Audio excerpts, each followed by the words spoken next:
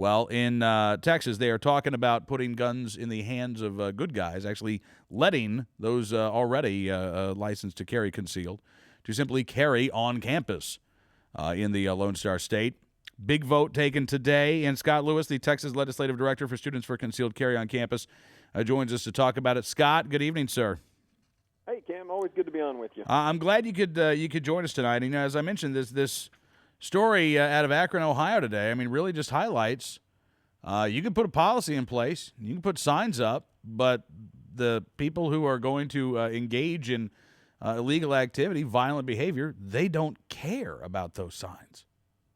Yeah, I think the University of Akron might need to check the batteries in those signs because apparently that force field is not working as it's supposed to.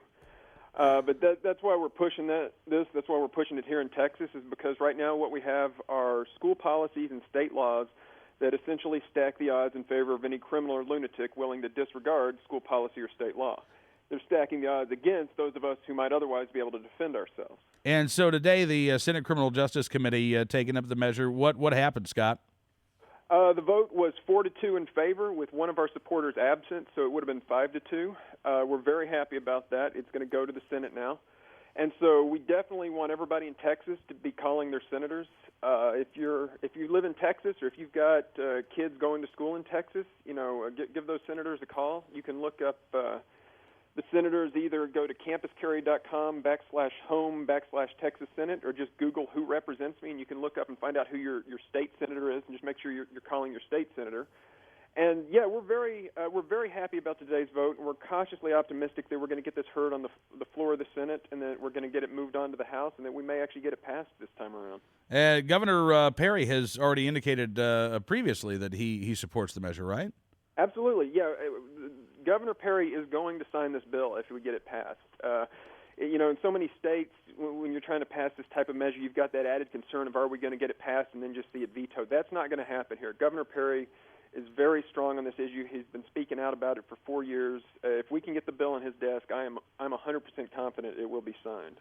Well, that is good news. Now, one of the opponents of campus carry, John Woods, who has been lobbying against this bill, said, and I just have to quote this, quote, "It's completely ideological. It's not about campus safety at all."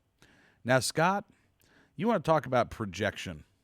Let's talk about projection for a second here, because the notion that right now campuses are safe and students and faculty members are safe from those who want to do them harm is a complete and utter fiction.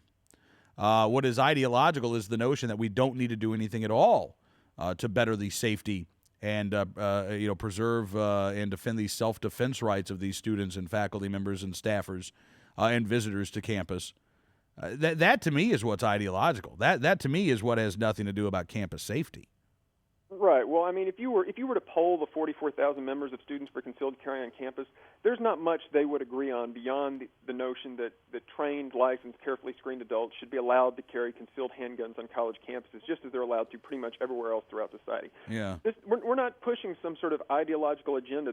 We don't have any ulterior motives here. This is just about people wanting the same measure of personal protection on campus that they're allowed off campus. And our opponents, like John Woods, they love to talk about the fact that college campuses are statistically very safe. And that's true, but, low crime is not the same as no crime, as we saw today in Akron.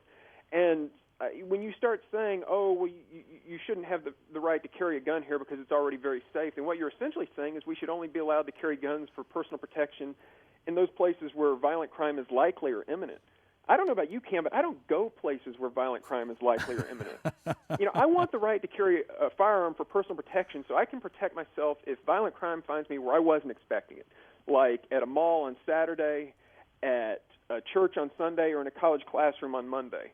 And I think that's what they don't understand. We're not saying college campuses are these dangerous ghettos where people are dying right and left. What we're saying is, every type of violent crime found throughout the rest of society does occur on college campuses. Therefore, what is the logical, fact-based, pragmatic reason for denying these individuals who aren't causing problems outside of campus from, protecting themselves on campus? Absolutely.